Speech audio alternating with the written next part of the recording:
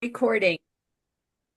I just love this sweet community that is growing and building inside of the Awareness Academy. It just warms my heart to hear you all chatting while I was trying to get back on. And well, today is another episode of Ascension with A Course in Miracles. And Mm, this, what is it? August the 27th. mm. I have just been totally, completely feisty this morning. It's like the Holy Spirit has just gotten hold of me, and I have just been chomping at the bit to come here and chat with you guys and share this transmission that is just getting Yes. activated inside of me. All right, so today the we're going to continue on the topic that we did last week. So I'm going to go ahead and let me just mute everybody. Oh, And no, you're good, sweetie. I'll take care of that. And just let what the Holy Spirit wants to share just flow through me. So last week the topic was from lesson number 30. What was it? Last day we did 35. The title of that lesson is My Mind is Part of God's I Am Very Holy. One of the things that we have got to understand, it's key to waking up. This is why most spiritual people are actually not awake. And the reason I say that is because spirituality, when the ego gets a hold of it, creates it's the same thing as religion, where we think that we're better than somebody else because we have all these spiritual knowledge. I know, I was there, been there, done that. It's part of the process. Your mind is being trained to think with God, so you begin to think you're better than other people because you can connect with God, or you can connect with Jesus, or you can connect with whatever. You're hearing guidance and you begin to get comfortable, and most of the people around you don't. So the ego says, "Oh, I am extra special. Look at me. I can do this." And the reason it is so crucial doing a study like A Course in Miracles that is training our mind to move away from thinking in personalized ways. God is impersonal, and yet God is in every person. There is absolutely no way that one can connect with the true essence of the teachings of A Course in Miracles or have an experience with a deeply personal experience with Jesus if we are thinking we're the only ones. That is actually a block to that. And let me see, I just lost that camera. All right, my little computer is playing all kinds of tricks on me today. So we will see. We'll see how all this goes. If for any reason you lose me, I'll be back. So it is so key to these teachings that we really come with a humble heart. We have got to understand that not only am I holy, but if God created all of us equal in its image, all are holy. And a very important step in maturing from our spiritual immaturity is the recognition of the holiness of the entire brotherhood. So we're going to continue with that because all of the problems that we experience in the world of 3D. Now, the third dimension is a world of separation. That is what happens when we choose to believe that we're separate from God and we go through the experience of incarnation. Our mind is being trained into believing that because we take on a physical body, we are separate from God and from everybody else. And when we believe that we're separate from everybody else, meaning we are not remembering that we're all made of energy and we are in the mind of God, what happens is the ego gets developed and the ego takes on all of these ideas, these beliefs of specialness, of better than. And I'll tell you, specialness includes better than and lesser than. If you're in bully and you think they're better than anybody else, or you're in victim and you think you're less than anybody else, your ego is telling you that you are special, you are different, you're not the same. And that is the playground for the creation of beliefs that perpetuate the game of separation. When the ego moves into this idea of being the bully, It has created, and we can see it in the world, all kinds of hierarchies, the ones at the top and the ones at the bottom. And for every one bully, you need thousands of victims to make the game work, because it takes all the energy of all of these victims who think that they're powerless to send all that energy, because we willingly give it to the one that then we say, well, you're the savior, you're the one who who's going to keep me safe, you're going to protect me. So we project that on presidents, we project that on kings, we project that on generals, on CEOs, on principals, the teacher in the classroom, the spouse, usually projected onto the husband. You father knows best. So we project all of this power onto the one or the small few, and we've created a hierarchy that has been operating on this planet for thousands upon thousands of years. Now, as you expand in your maturity, your spiritual maturity, you have to go through a process of understanding that we're not alone in the universe. This is an infinite playground. The mind of God is an infinite playground for all beings, and all beings are operating at different levels of consciousness. Those levels are infinite. There can be no end to that which is eternal in human form, in 3D. And that's what's so important to understand. And I like to use 3D as an example of third grade that we're used to in school. 3D is a level of consciousness that most people do not outgrow. Even if you go to high school and college, and you maybe graduate, maybe you're the head of a company, and you think you're maturing, while we are in 3D, we are never going to really mature beyond the ego's capabilities. Sure, you might think you're a little smarter because you went to college, or you're a little smarter because you are the CEO of a company and you can play those roles. Absolutely. But it's all in 3D. And when you understand that to mature spiritually means to move out of 3D, to move out of the game of limitation, the game of separation, the game of hierarchy, haves and have nots, the game where it is okay to have bullies and victims. That is a dimension that we can play in. Because we have free will, we can do that. But you will not grow spiritually. You will not really expand beyond just being spiritually superior until you begin to explore what is in that fourth dimension. The fourth dimension is the work of the heart.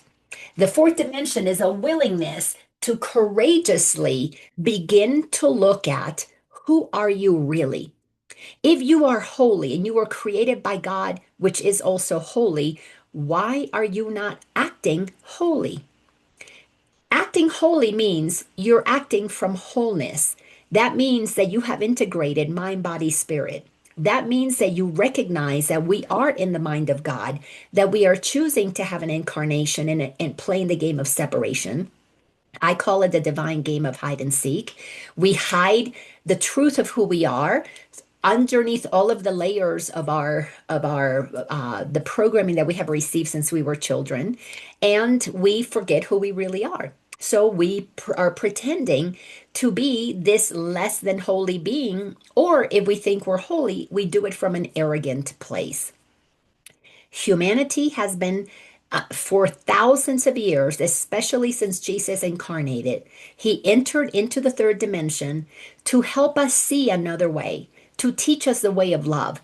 And so much of what he taught was totally distorted. It was used by religion to create more hierarchies. Not only was it not enough to have the Romans in charge, or whoever was in charge at the time. But then we needed to have a church that was in charge. We needed to have a belief system that put God at the top, and it made it so that God is at the top hierarchy and everybody else is at the bottom.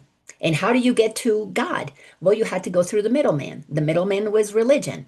You had to pay your 10%. You had to do the things that required for you to cleanse yourself. You were told you were a sinner, there was something wrong with you. If you know God, you don't tell anybody that they're a sinner. So that's the first clue, that we were totally bamboozled into believing things that are not true. I grew up Catholic. I grew up under the fear of God. I understand that. But at the same time, I had an atheist mother, And then I had the Catholic grandmother, grandparents, dad. So I really like to say that I grew up confused. I'm listening to the Catholic side telling me why I should be so afraid and I am a sinner and I'm going to get in trouble and I'm going to go to hell. And then I've got my mom telling me that's all bullshit. Don't believe any of it. So, I'm moving between my mother and my father and mostly my grandmother because that's who I really spent a lot of my time with. Uh, and I'm confused. How can I be a sinner and then I'm told none of that is true? So as a little child, that gave me, looking back, now I get it, gave me permission to question. So it was a great gift. It gave me the ability to make up my own opinions, but I was out, my mom was outnumbered. I went to Catholic schools. I went to schools with nuns. I went to, I wore my little uniform. I did all the Catholic things that I was supposed to do. I was really cute in my little uniforms. We all looked like little maids. Everybody had a little pastel dress with the white socks and the black loafers or whatever they were. I swear we looked like little maids. It was so funny. But that's just the way it was. Everybody was being made the same. Everybody was being indoctrinated with the same nonsense that we were somehow sinners, dirty, not good enough, disappointments to God. And we had to work really hard to get God to forgive us. And the only way to do that was we had to go through the church. We needed a middle person, hierarchy. God at the top, you at the bottom, and in the middle, the church. And the thing is that anybody who tells you that you need to go through them to get to God is somebody who clearly has not come to have an experience with God. And just about all of the beings who were in the church who had experiences with God went on to leave the church. They couldn't stay in that environment. They went on to create their own things or they just didn't want part of that hierarchy because they realized that this is not true.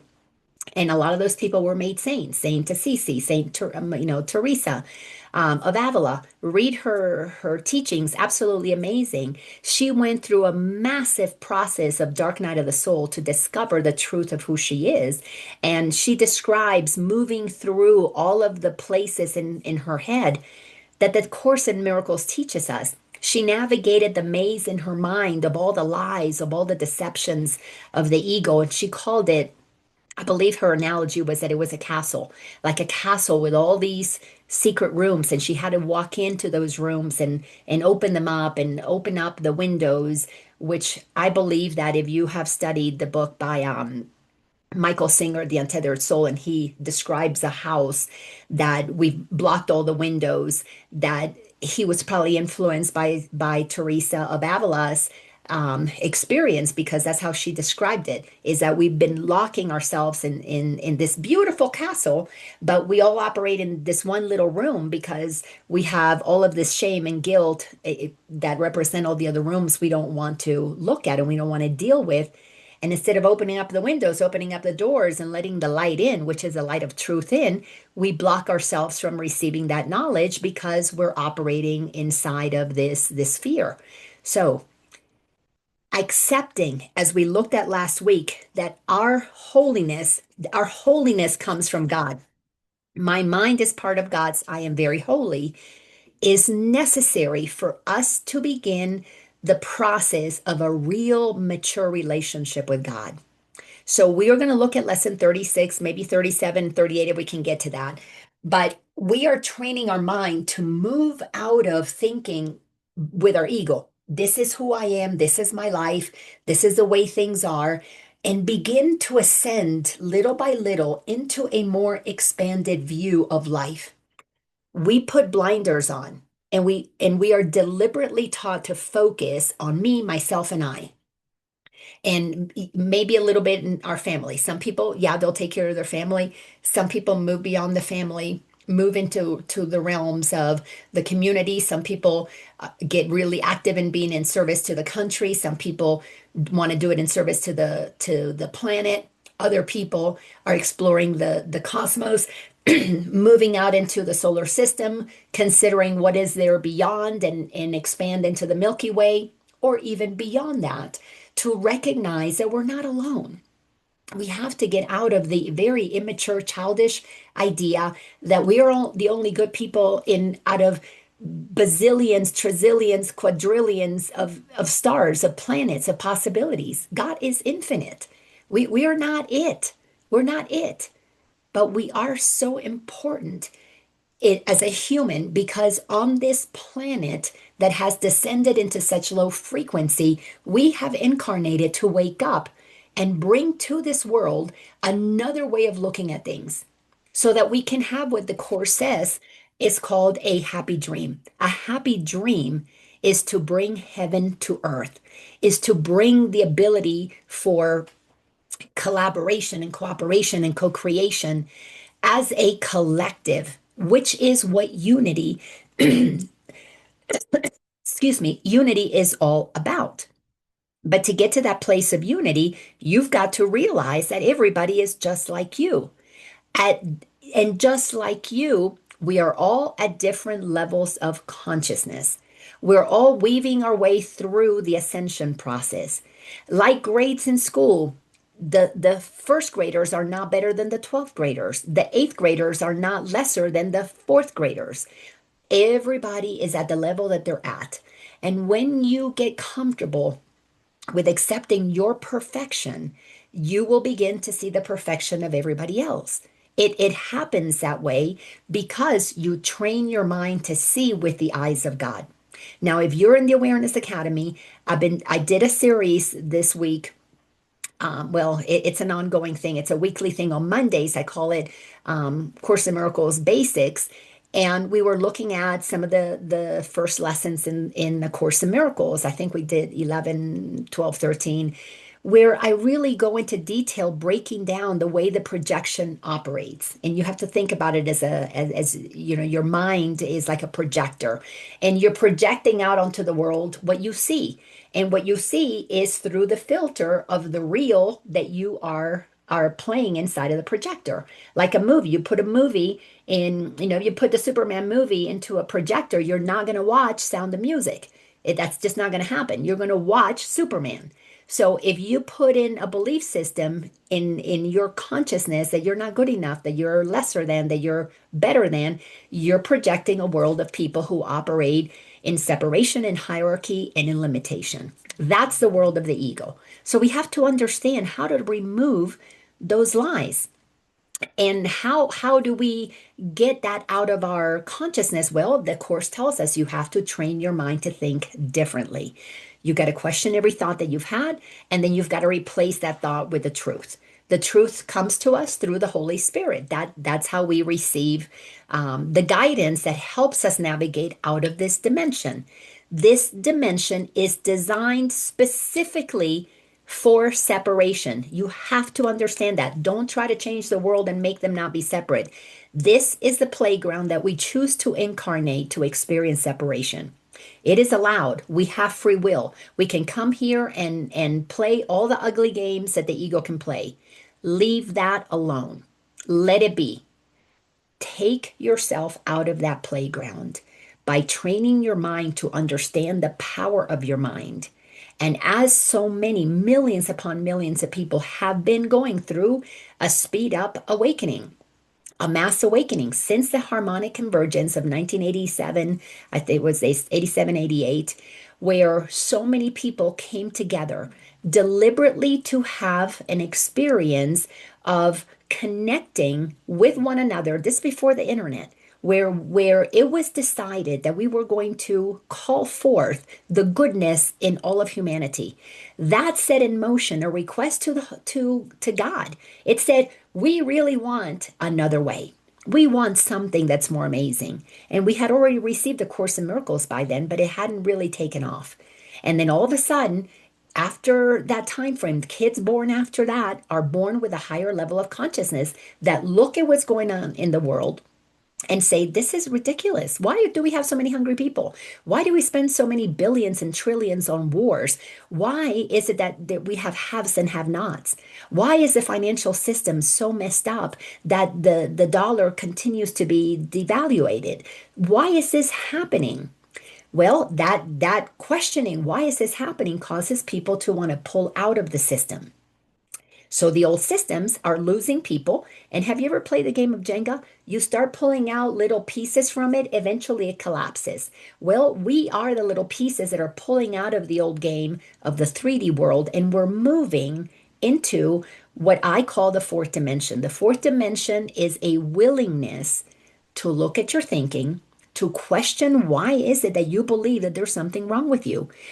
Because if you believe there's something wrong with you, you are easily enslaved into the systems that tell you that you have to work 40 hours, that you have to work for 40 years, that then you can retire and then you can have fun, that you have to follow all these rules that the medical establishment says. You got to follow all these educational beliefs that if you don't go to college, if you don't have a certificate, if you don't have a piece of paper that's given to you by somebody that most likely doesn't even live in the corporate world, doesn't even have a business, but they teach about these things, that you have to have these pieces of papers, these permission slips from others for you to somehow be okay and brilliant and magnificent.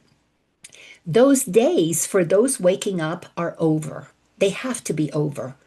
And the only way for that to be over is you have to move into another level of consciousness where you acknowledge your brilliance, where you acknowledge that you are the light of God, where you accept that if you are made that way, so is everybody else. If you're still judging the politicians, if you're still judging your parents, your siblings, your neighbors, your ex-partner, if you're still in judgment, if you're still listening to the media and you're believing that they're bad people, you're not going to be able to move into that next dimension, because the move into that dimension is the acceptance of our holiness, of our equality. Because when you accept our equality, then you begin to change your mind about everybody. And instead of operating in this hierarchy that is very linear, some at the top and everybody else at the bottom, we move really into a circle, a place where we're all the same. We may be in different places on the circle, but nobody is better or lesser than. And that is what the Course in Miracles is teaching us to do. But the only way you're going to understand that is you have to see clearly the ego's belief system and God's belief systems. The ego is selfish, it's all about me. Service to self, always, that is primary about the ego. Holy Spirit, the teachings of God, the voice for God, what Jesus is teaching us is that we're all equal, meaning I do to others what I want done to me. Jesus taught us that as a golden rule 2,000 years ago. Course in Miracles is all about recognizing our equality. So let's jump into lesson 36.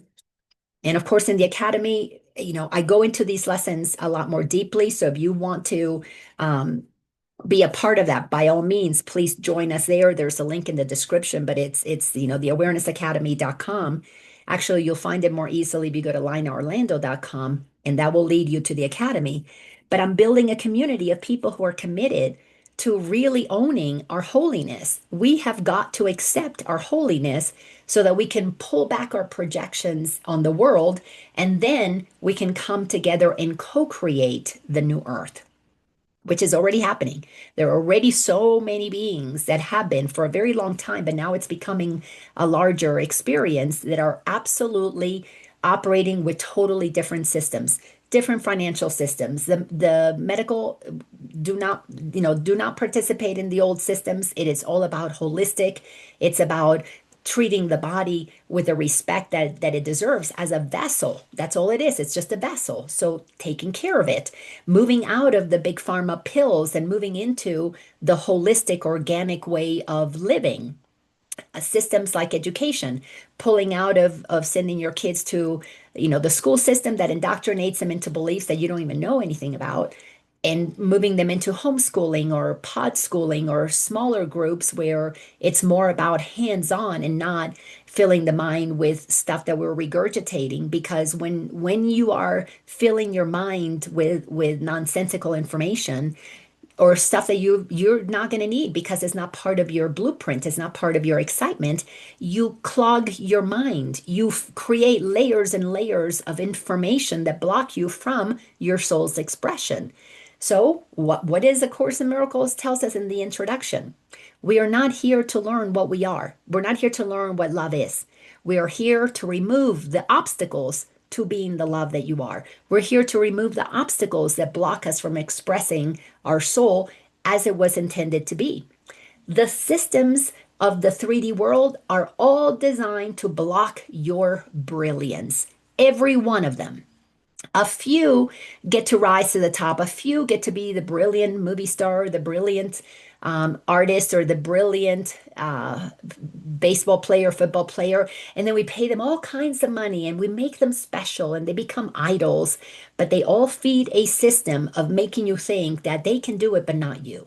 So we've got to get to the place that every single child has an opportunity to live into their brilliance and then express it without the red tape, without all the labels and the all the things that need to be done to get to that. So lesson number 36, my holiness envelops everything I see. What is so key to understand about that is that we're training our mind to see clearly. We need to look at what's out there very differently. So, my holiness, when I begin to accept that, envelops everything I see. Now, these are lessons that have specific practice periods. So, I'm not going to read the practice parts. Um, I'll just mention a little bit about them, but we're not going to get into that. I just want to get into the meat of the lesson. Paragraph 1, today's idea extends the idea for yesterday from the perceiver to the perceived.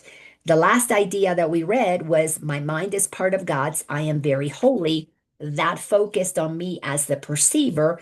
This one is now focusing from me to what I'm seeing, because we have to understand the correlation between perceiver and perceived. Sentence 2, you are holy because your mind is part of God's. And because you are holy, your sight must be holy as well. Sinless means without sin. You cannot be without sin a little. You are sinless or not. You're pregnant or not. You can't be a little pregnant. That's just the way that it is. You are either sinless or not. Let's see, sentence number 7. If your mind is part of God's, you must be sinless, or a part of his mind would be sinful. Religion has taught us that God gets angry, that God gets mad, that God turns people into pillars of salt, that somehow God has an attitude. And that is because humans have projected onto God their own personal attitudes.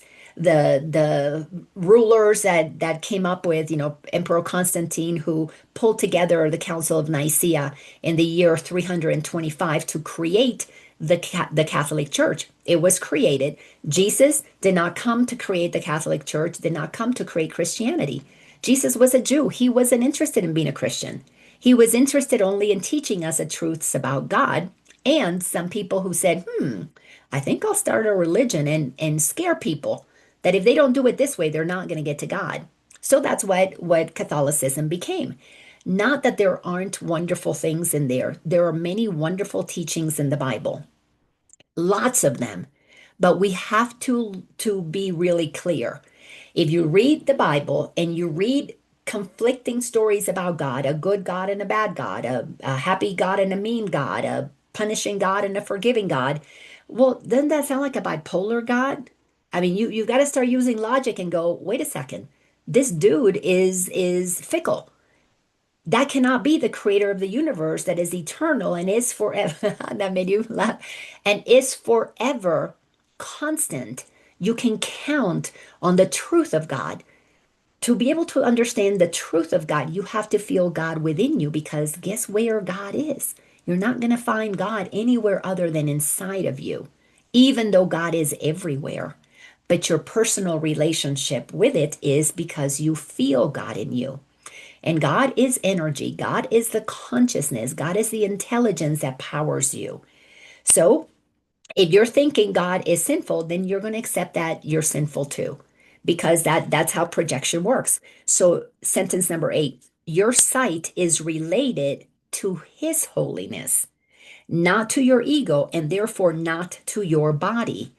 The second paragraph goes into an exercise. So I'm just going to read a few pieces of it. So these are practice periods. In sentence or paragraph three, it talks about, we're going to do part of it with our eyes closed. We're going to do part of it with our eyes open. But we're going to apply the idea specifically to whatever you note in your casual survey. This is a process of mind training. So we're going to train our mind to just sit with our eyes closed at times, with our eyes open at other times. My holiness envelops the rug.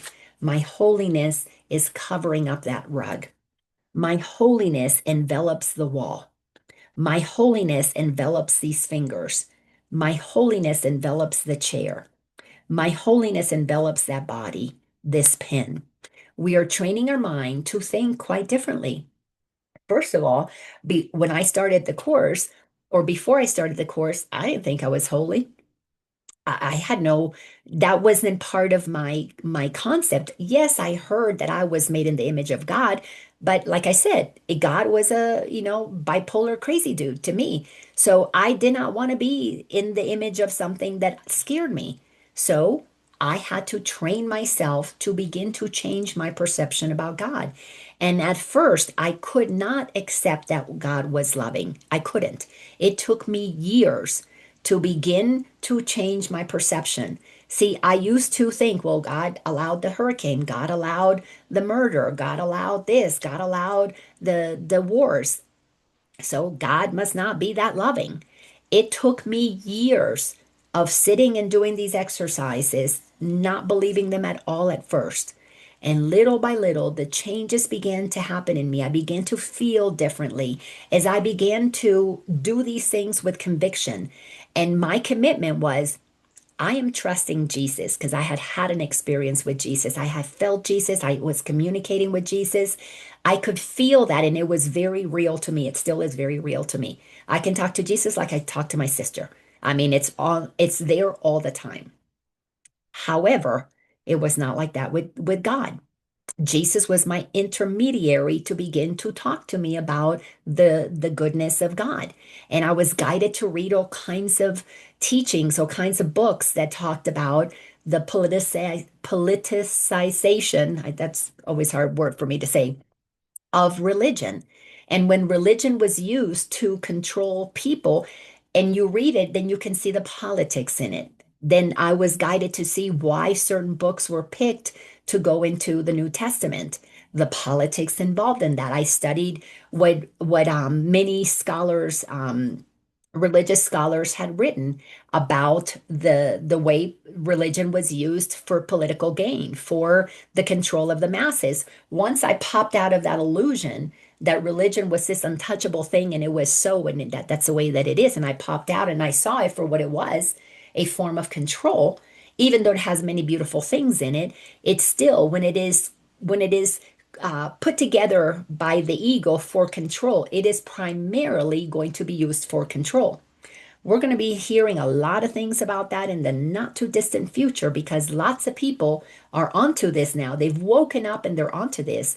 In the Awareness Academy, I'm going to post later on today an interview by one of my favorite teachers. His name is Aaron Apke.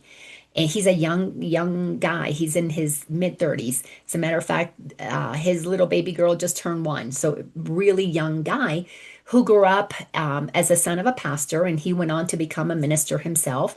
But he began to study the law of one and then Course in Miracles. And as he began to study that, he went down a path, because I believe that this is his purpose, of looking at the teachings of Jesus and contrasting that to what the Course in Miracles teaches and the law of one, and bringing to us a very clear understanding of how Jesus's message was totally corrupted. And because Jesus's message was corrupted, even though his message was very clear that we are one with God, God loves all of us. We are here to love our neighbors as ourselves because we've learned to love God. Aaron's, what he does is he shows how the systems of the world are corrupt because the ego has been running the world. So I'm going to share that interview And I hope everybody will watch it because it's very, it expands your awareness, especially these young people who were born after the harmonic convergence, and he's born in that the late 80s, coming in, bringing to us these truths, because there's a courage, there's a knowingness that what they're hearing doesn't make sense, so they're not afraid to question it.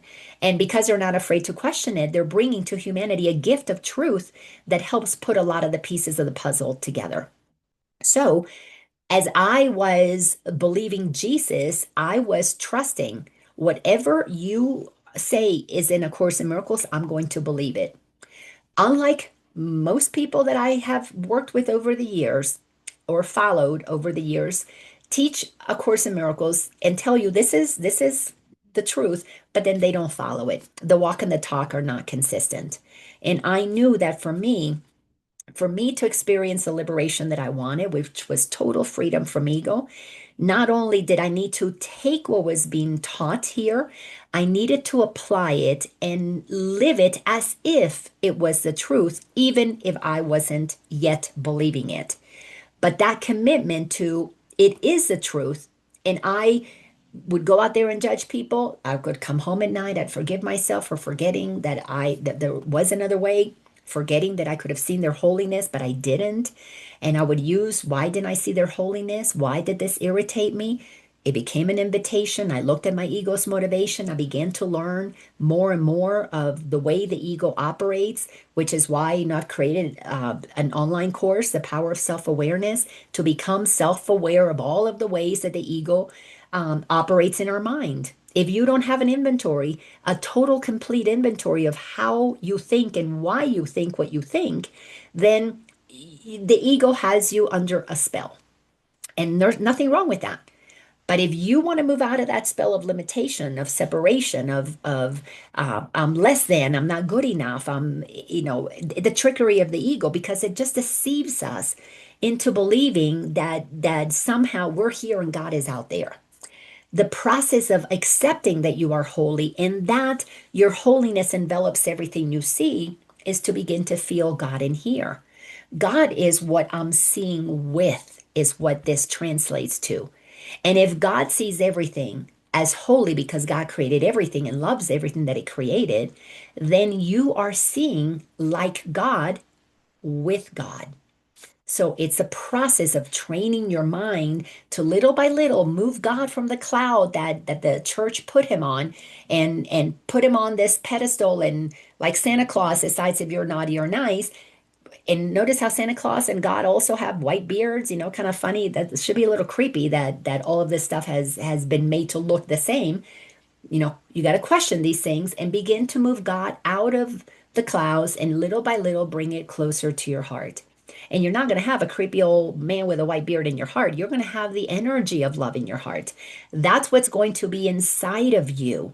You are allowing yourself to recognize that if you are alive, if the power of life is pulsing through you, that is what God is.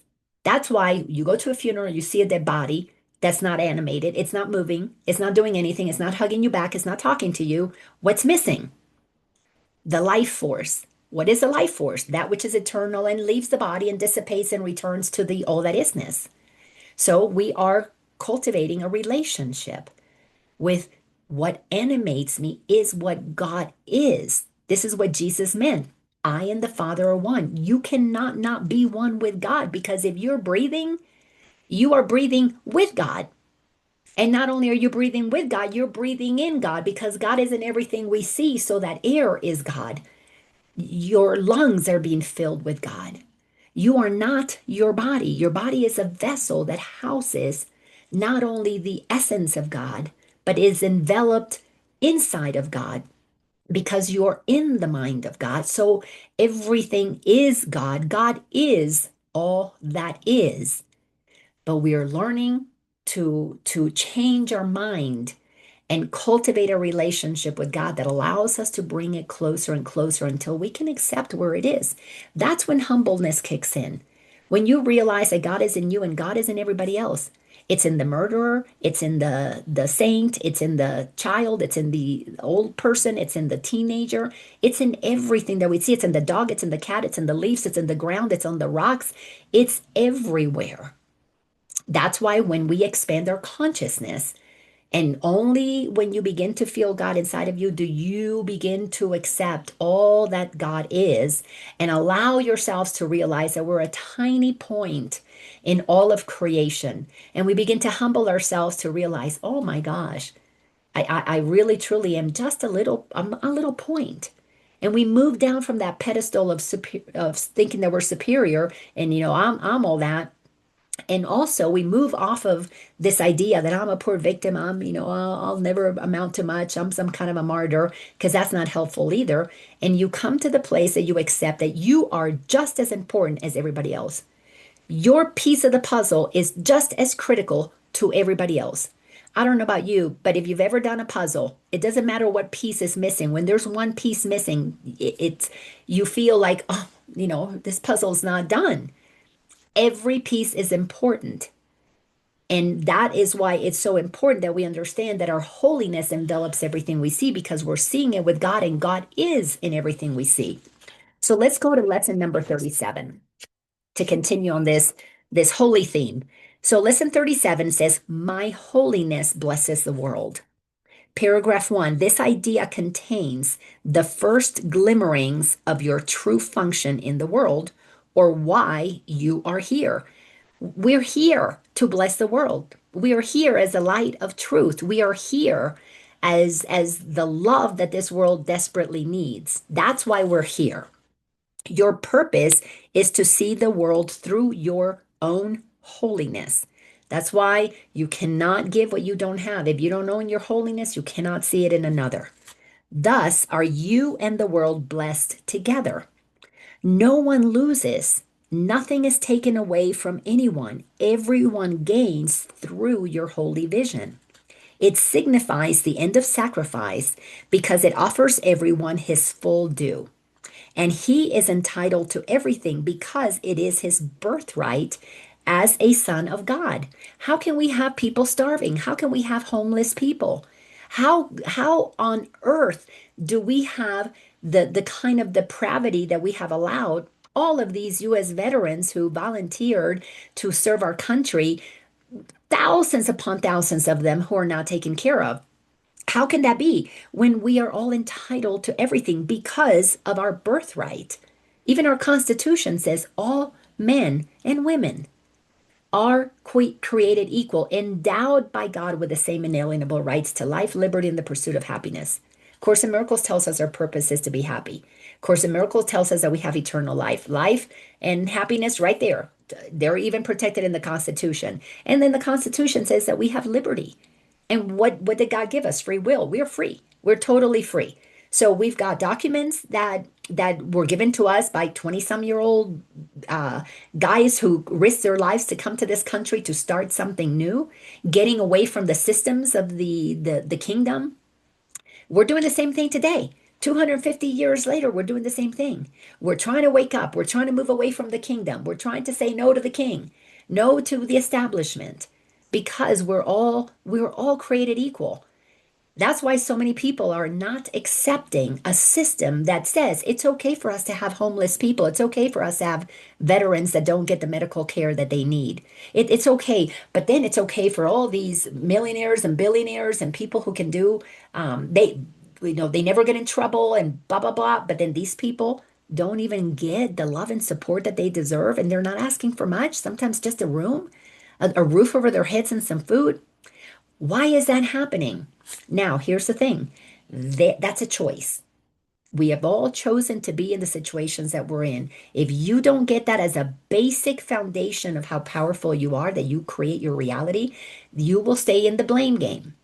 And in the blame game, then you're going to be pointing out the fingers. Oh, these poor homeless people, it's the fault of that group or this group or those politicians. That's not helpful. Not at all.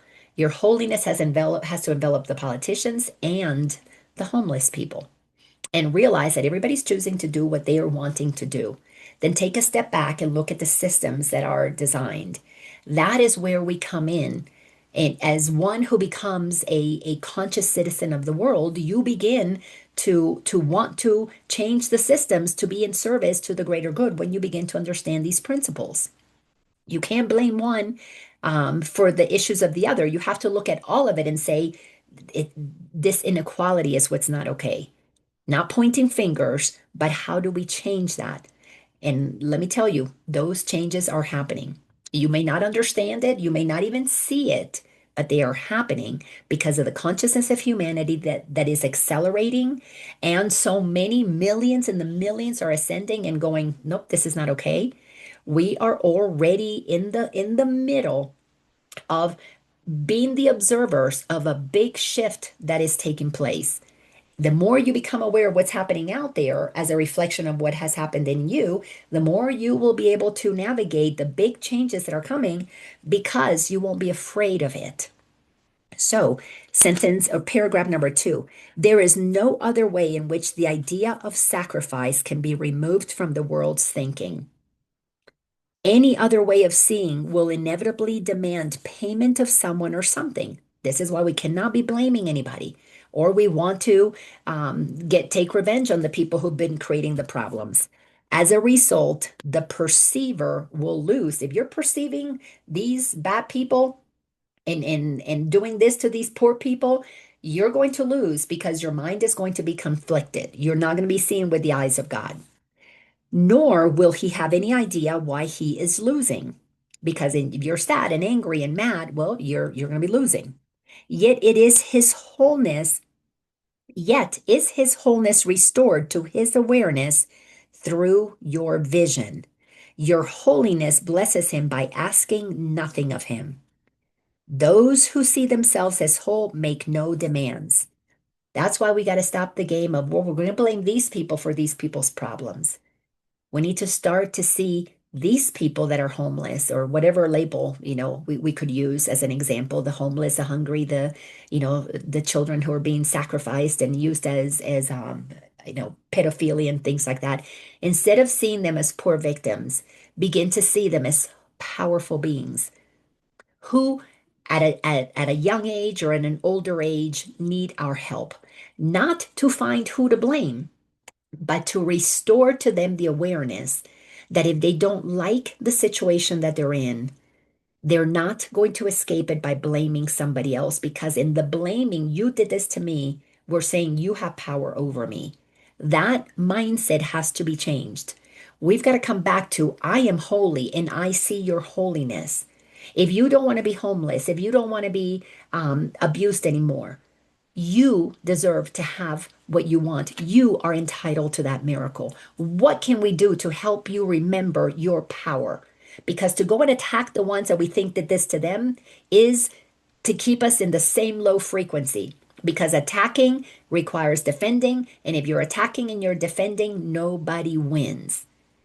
But we win when we accept that we've already won as a child of God in our holiness, and we begin to acknowledge their holiness and we begin to acknowledge that they deserve better, the systems then begin to change. They have to, because if we're not supporting the systems out of fear, then those systems eventually have nothing supporting them.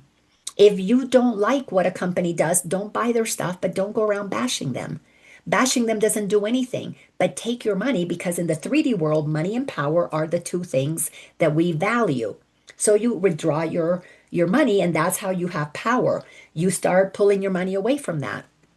I was recently watching something about Cracker Barrel. They changed their signs. I grew up in Georgia, so there were Cracker Barrels everywhere. They changed their sign, and people are up in arms that it doesn't have the same hometown feel that it used to have. They went inside and started changing some of the Cracker Barrels, and now they look like sterile. It's like you walk into your local urgent care. Everything is sterile. People don't like that. They like the old-fashioned feel of it that like your, uncle had, or whatever your grandpa created when you would go visit them. So what happens? Don't go there. And those systems will eventually go away because they won't get your support, but they don't need to have you bashing them, because you bashing them is you using your mind to tell a child of God that they're not holy. You pull your money away, you have free will. You have total free will to use your money however you want to use it. Then in paragraph 3, it tells us those who see themselves as whole make no demands. If you feel you are whole, you don't need somebody to change. You don't need them to behave nicely. You, in your recognition of your power, and you begin to accept and see one of the things that's going to change, has to change, is that humanity has been conditioned to give all of our power to the politicians, and that's it. And we only have power every 4 years to go and make a vote. But as we're seeing, so many of the voting systems have been corrupt around the world. This is now being shown. It is undeniable around the world, the voting has been corrupted. And those things are going to come into the light of our awareness because there's a lot of people who appear to have been elected that were not. And because we are not demanding, as one who is entitled to miracles, that things be transparent, that things be honest, we are living under the weight of our own disenfranchisement from the system. So, what we are doing is we're empowering ourselves and then letting the system know you are holy. Holy beings don't lie, holy beings are transparent. So, I'm expecting this to happen out there because that's who I am today. I will not support something that attempts to operate from ego. When you take that stand, not by judging, not by blaming, not by attacking, but by standing on the ground that your holiness envelops everything, that is how the world is little by little changing. Anybody who's blaming, you're lame. You're not going to accomplish anything. Paragraph 3 says, Your holiness is the salvation of the world. It lets you teach the world that it is one with you, not by preaching to it, not by telling it anything, but merely by your quiet recognition that in your holiness are all things blessed along with you. I lived in the days where I was blaming everybody else for my problems. And yes, it felt good. It gave me a high. It gave me a righteousness. It's like taking a hit of drugs. I feel so righteous. You are bad and I am good. I am the good person who's been, attacked by you. I had no idea. I had no idea that I was feeding the system that perpetuates the insanity of the ego, doing the same thing, expecting a different result. We've been doing that for 2,000 years, doing the same thing, expecting different results. Jesus told us the way, and have we been listening? Well, now with A Course in Miracles, we have the steps. We don't have to go through a Bible that's been manipulated. We have the steps directly to how to train our minds to remember that we all forgot where we're at. And if you're done with the third grade, then don't continue to try and change the third grade. Change your mind, change how you show up in the world, and you will be creating fourth grade.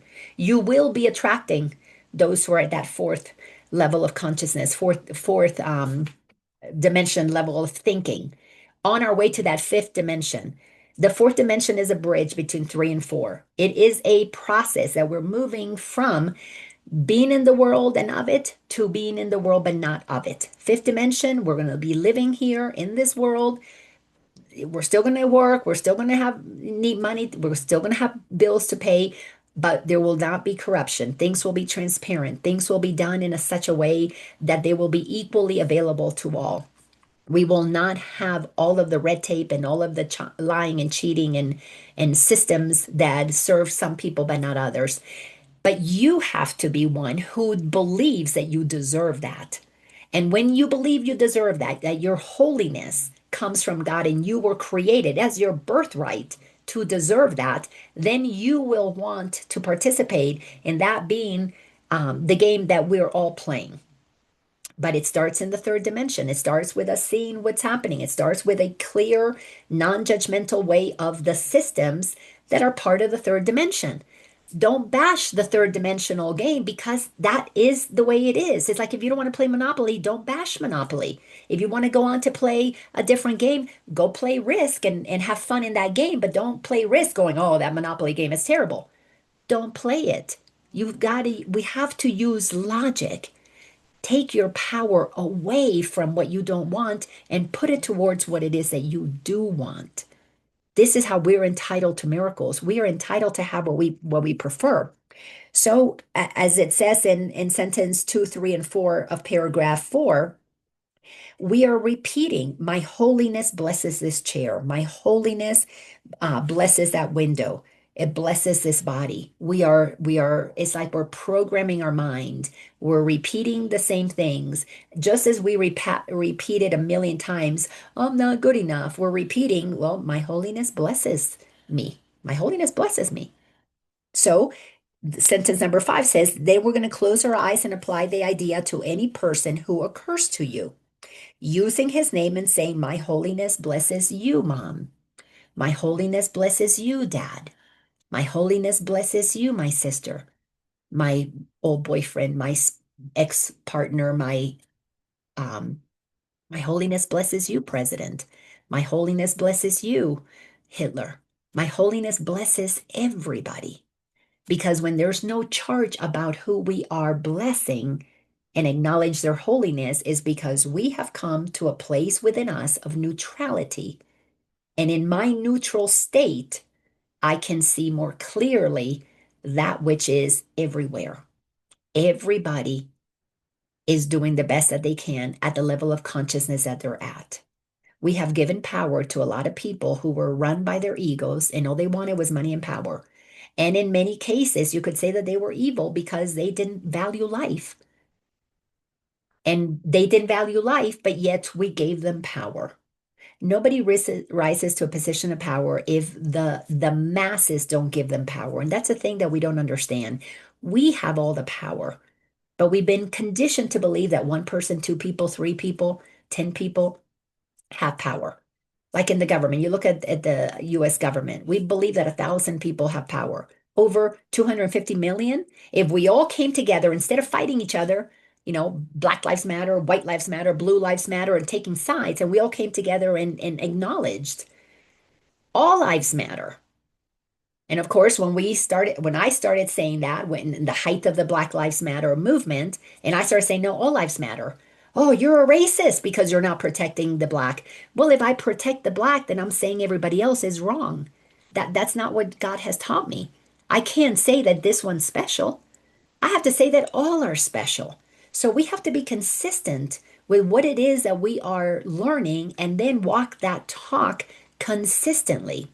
And because we have been easily separated, we've been segregated into two groups, two political parties, two football parties. We're separated into the vaxxed and the unvaxxed, the believers and the non-believers, the this and the that. We need to stop that. We need to all come together and realize that every single life matters because God is in every single life that we see. And as we practice these teachings, what happens is your mind becomes trained into remembering the truth that has been true always, because truth is eternal. I'm just going to read the last part in paragraph number 6. So after you've done these exercises, the shorter exercises consist of repeating the idea as often as you can. It is particularly helpful to apply it silently to everyone you meet, using his name as you do so. It is essential to use the idea if anyone seems to cause an adverse reaction in you. Offer him the blessing of your holiness immediately, that you may learn to keep it in your own awareness. This is why giving and receiving are one. As you say, you are holy, my brother or sister, you are receiving the reminder of the truth of your own holiness. Because if you are not holy, how can you bless somebody else's holiness? So think about this. When you're sending holiness out there, it is not for them, although it is really for you to remember your holiness. It is for you to activate in you the frequency of that holiness, of that goodness, of that godliness that is who you are. Because God does not, unlike the Bible tells us, God does not punish anyone. We are all the prodigal children of God. We are all going to be welcomed home. As a matter of fact, we've already been welcomed home, because here's, sorry, spoiler alert. We've never left home. We've never left home. We are still inside of God. We haven't left God, but inside of God, we're pretending that we're not. And it's that pretending that we're not that has created all of our suffering. We are in the mind of God. We are holy beings. And as Susie made up the song, if you're holy and you know it, clap your hands. So we have an incredible opportunity. If you have made the commitment to awaken, if you have made the commitment to take the teachings from A Course in Miracles and embodying them, making them real in your life and living by them and breathing them and walking that talk, you are part of the few. The Course tells us many want to have the liberation that the Course brings us, but few will do the work because of that righteousness of that spiritualized ego that thinks, well, I'm holy, but not anybody else. You cannot ascend to the levels of peace and freedom, the highest frequencies possible. Enlightenment comes after you are living in the place of love, joy, and peace. To get to enlightenment, meaning that you really have turned on your light fully. That's what enlightenment is. Enlightenment is you acknowledge that you are the light of the world and you see everything because you turn the light on. And you see everything as it is based on how God created it. Meaning there's nobody out there that's evil. People do evil things because they don't understand love, but they themselves are not evil. They are operating from the evil thoughts in their mind. Everybody is a holy child of God. And until we accept that, the ego is going to separate us into I'm holy, but they're not. This group is good, but not that one. While we're dividing people, we are not in oneness. While we're not in oneness, you're not awake. We have to understand that to be awake, there are very specific things that happen. You recognize everybody's the same. You recognize that you're the creator of your reality. Nobody has power over you. No, they don't. While you're in a physical body, some people can have power over your body and make you do things you may not want to do. That's not okay. If you don't want that, they shouldn't be doing it. But if you don't use your voice and live in an environment that comes together to protect those who can't protect themselves, like children and the elderly, then we've got to see where are we not taking care of our brothers and sisters. So there is a part that is very active in helping humanity, but not until you have helped yourself first. You have to come to know that you are holy and own it. So your holiness blesses the world, your holiness envelops everything you see, and your mind is part of God's, which is why you are very holy. So we'll stop there and we'll pick up and finish up the holy season because these are just absolutely beautiful messages that bear repeating over and over and over again.